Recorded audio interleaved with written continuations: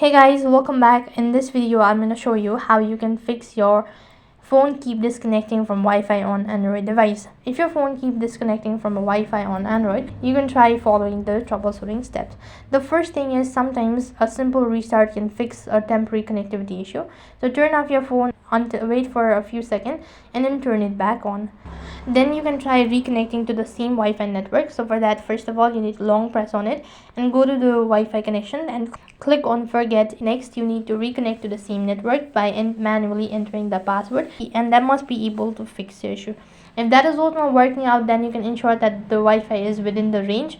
That is, if you're connected to a stable. If nothing seems to be working out, also try turning on your flight mode. Wait for at least 20 seconds, and after that, disable it and get back to the same Wi-Fi connection that you're connected to, and that should be able to fix your issue.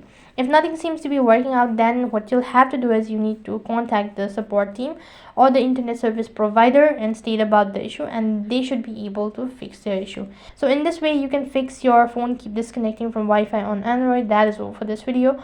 I hope the video was helpful. Make sure to like, share and subscribe to our channel. Thank you for watching. See you in the next video.